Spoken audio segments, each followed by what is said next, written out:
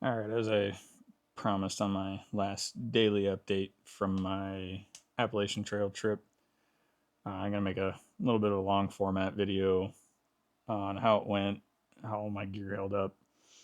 Uh, some of this stuff hasn't seen that long of a trip with me, so this is the first time some of this has been out in the woods for that amount of time. Uh, Definitely the longest trip I've taken this pack on. But we can start with that. This is easily the most comfortable pack that I have ever carried. That being said, it's a very heavy pack, just under 7 pounds. This is the Osprey Ether Plus 70. Uh, it's a little big for the Appalachian Trail. I mean, it's if you're trying to go as far as you can between resupplies, yeah, obviously it's pretty good. I definitely didn't need the amount of space that this had. This, if it weren't for the size of the food and water carries that I was doing on this trip. Uh, my intentions of this trip was to see how far I could go. That being how many miles per day I could get, how much weight I could carry, and uh, just how far I could get in 11 days. So it wasn't really testing gear, it wasn't really going out to see the trail or anything. This trip was all about how much I could handle. Uh, the pack weight, I've mentioned it a couple of times in videos, was just over 40 pounds. That was over 10 pounds worth of food. The trail was really dry, so at times I was carrying a gallon and a half of water into camp, and 2 liters of that was just for that day's food. So one dinner was about a liter of water, one breakfast was about a liter of water to rehydrate. So I essentially had to carry a half a gallon of water into camp just for food. I was drinking about 7 liters of water a day, which that's quite a bit, but I was sweating a lot. So just to stay hydrated, I was making sure that I was drinking plenty of water. Anytime I came up to a stream, I would just drink everything that I had and then fill back up and drink as I was filling back up. Uh, Another note about this pack is it's made to carry a lot of weight.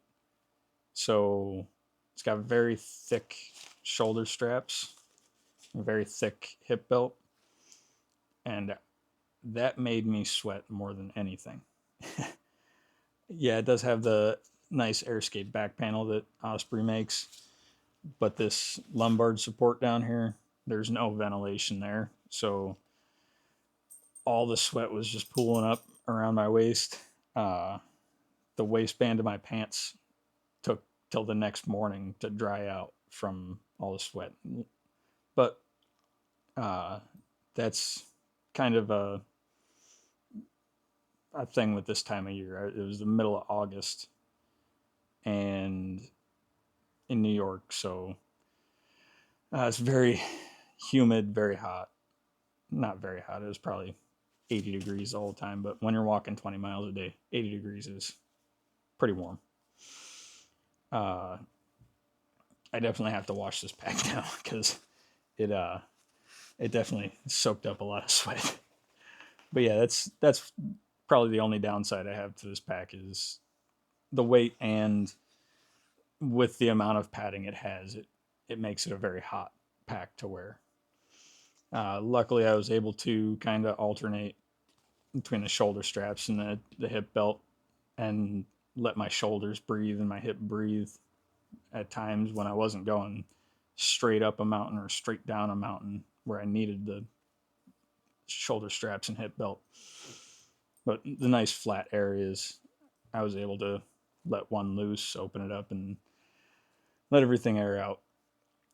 But uh, it was a short section of the AT, so I didn't get to use the removable brain feature of the pack.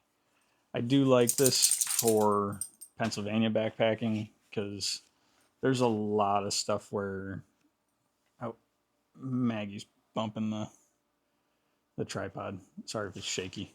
She's trying to curl up right underneath the tripod.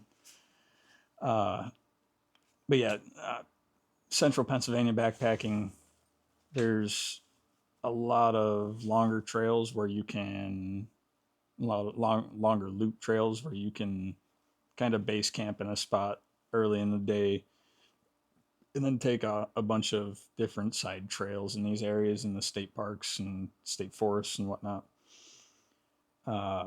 Not the greatest feature on the AT. I could imagine some of the spots where there was a blue blaze to a water source from a shelter.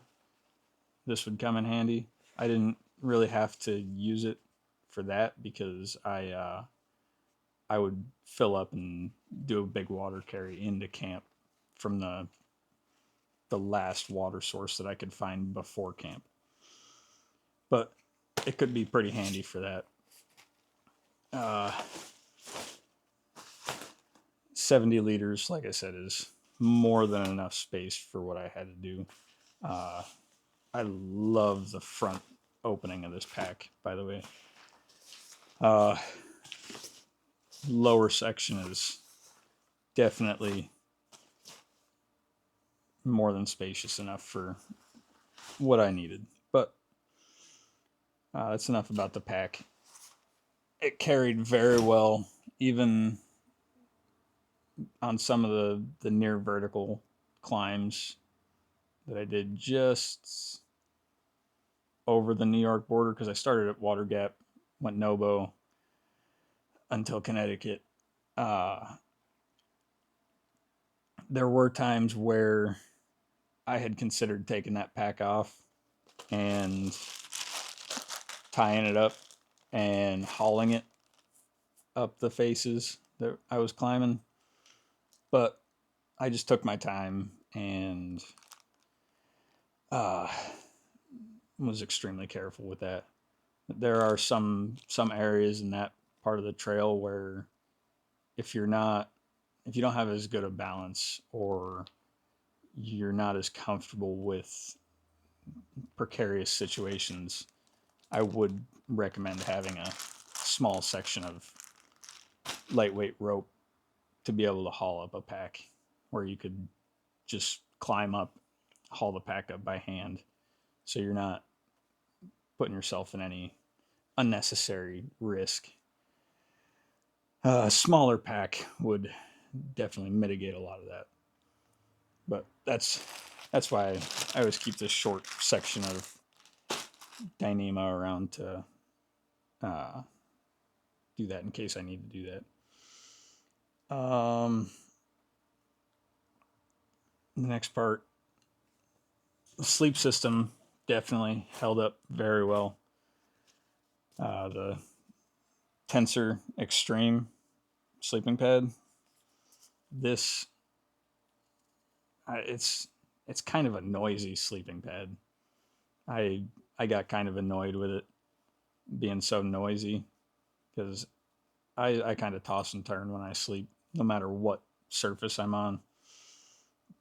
But this, it sounds like you're sleeping on a whole pile of balloons. Every time you move, it squeaks and creaks and makes a bunch of noise. But I guess that's kind of a feature of air mattresses. They tend to do that. This one seemed louder over that 11 days than most.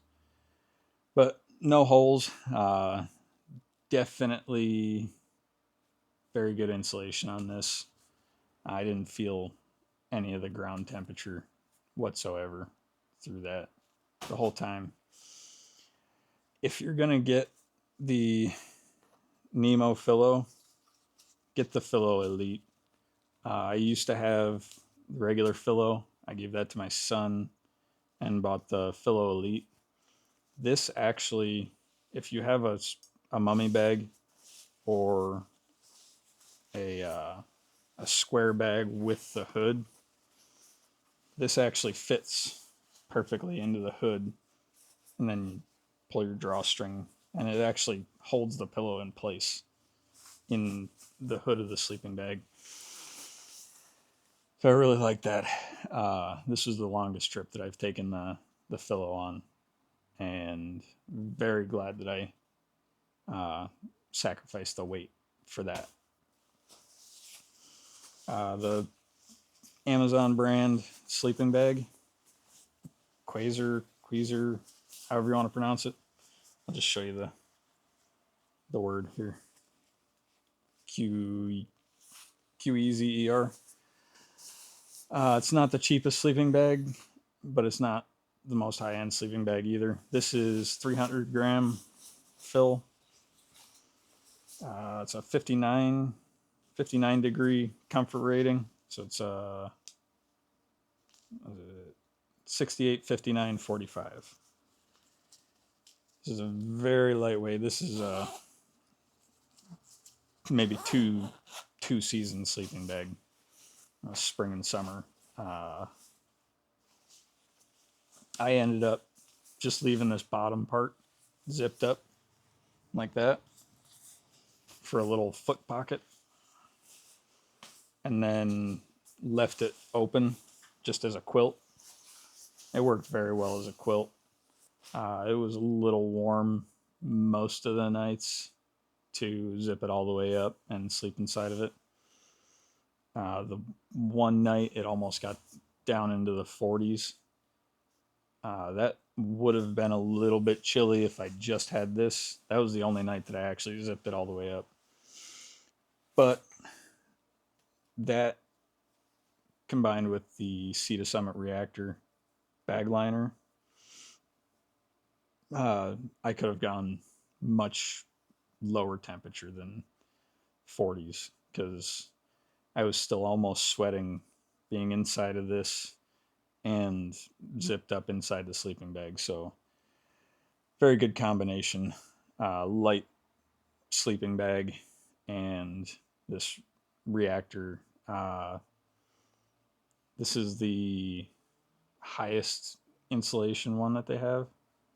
I know they come in colors. My son has the yellow one. I use the orange one, but that is very comfortable to sleep in. I don't like nylon or synthetic materials up against my skin when I'm sleeping. I don't know. It's a comfort thing. Uh, this is more like a cotton. It's like a fleece, actually. It's still synthetic, but it's softer. It's nicer to sleep in. So if you have an issue with sleeping inside of a nylon sleeping bag, just grab one of those liners. It's a little on the expensive side, but they do sell cheaper ones that uh, do exactly the same thing. The tent, it's the NatureLink one man trekking pole tent. This is another Amazon buy. I bought it as just a thing to test out to see if it was worth it. And I ended up really liking this design of the tent. It's got a really big vestibule in it. I don't like how it has the like mid-wall guy out points. I end up taking those off. I don't even use those. It does give you a little less headroom not having that guide out, but it's whatever. I'm just going in a tent to sleep, so I just use the standard guy out points at the corners, and I can comfortably get changed or dressed or undressed, put my shoes on whatever I need to do inside of that tent with plenty of room to spare. This is, like I said, did I say this is the one man? I did end up taking a couple of my tent stakes. I made a video about these a while ago, and I am definitely going to be using these over these triangle straight tent stakes. These are a couple of grams heavier each, but they're significantly easier to put into the ground, and they have a pretty similar holding power to these. And I can bend these back. They're completely made out of titanium. These aluminum ones, I don't know if you can see it on the camera there, but I did end up bending one of these just trying to drive it in. I usually carry a few extra of these. Actually, there's 4 of these that I bent, and you can't fix those. You just got to buy a new one. These ones, I know if I bend one, I can just hammer it back into place when I get home, and I can do that quite a few times until I have to make a new one. But yeah, these are going to be my new every trip tent stakes. Because I made them specifically for camping in Pennsylvania, because there's pine trees and rocks, and their roots, pine tree roots, just go everywhere. And one of the tests I did with these was actually driving it into a hardwood log and pulling it back out. And there was no damage to it. It came out. Well, it didn't come out. I had to split the log out from around it. But definitely one of my better ideas. I ended up taking, this is my 8-liter dry bag, but I ended up taking a 20-liter dry bag because I needed all the space for the food. The bag definitely held up really well. No bears got into my food. So on the 11 days with my MSR Pocket Rocket, I ended up using 150 grams of isobutane.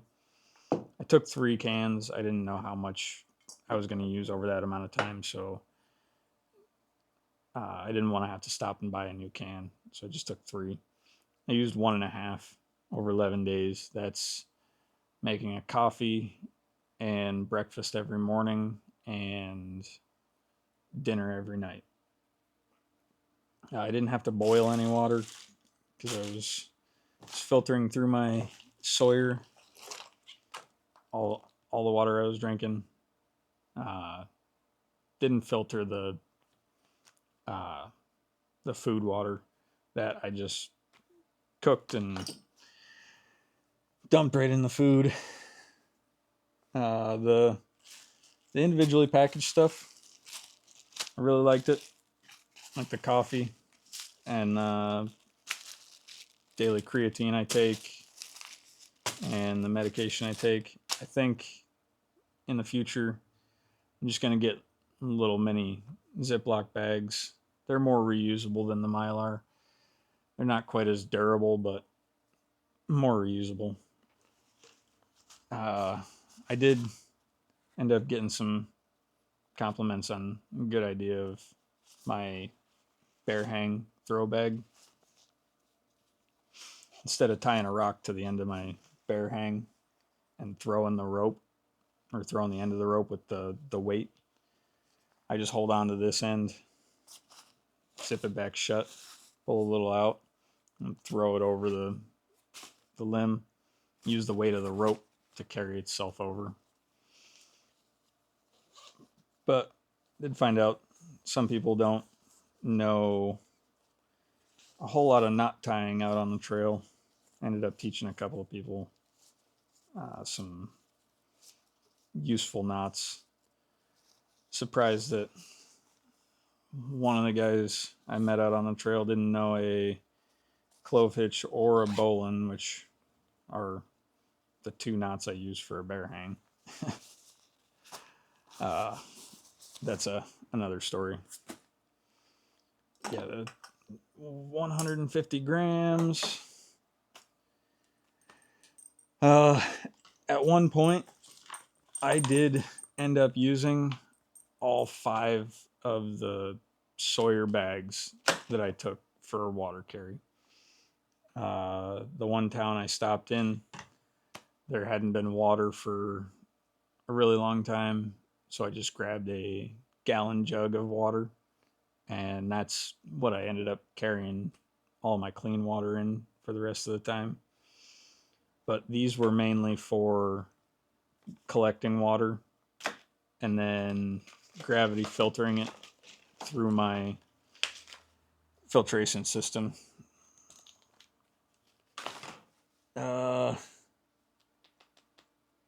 Solar panel worked very well over the 2 weeks. I didn't have to plug in anywhere. I did, but I had plenty of battery power from this. I got kind of low because there were so many overcast days. It was still putting power out, but it wasn't enough to sustain for those days. So I lost a little bit of ground on battery capacity. Something I never leave home without. A salt shaker. This actually came in handy quite a bit. One of the groups that I met at a shelter, they forgot to bring seasonings for their food, and it was kind of bland, so used up about half of my salt shaker there. What else? This is pretty common knowledge. I used a trash compactor bag the whole time for pack liner. That's nothing new to the backpacking world. That worked out really well. And for rain gear, this is all I had.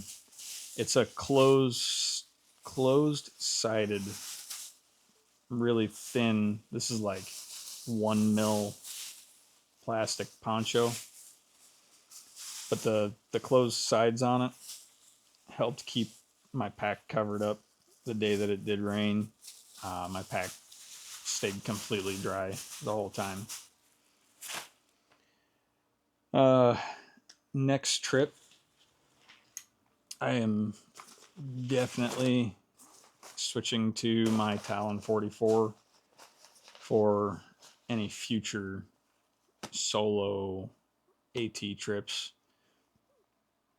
And what I did was, like I said, it was just a shakedown of myself. I didn't need to carry that much weight for that period of time. There's so many towns and so many road crossings, so many areas to resupply that 3 to 4 days worth of food is the most you're ever gonna need, except for maybe up in Maine where stuff's a little bit more spaced out. But most of the trail, 2, 3, 4 days worth of food is plenty.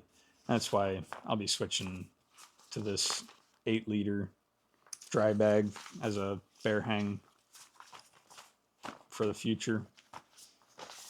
But definitely switching to the Talon 44.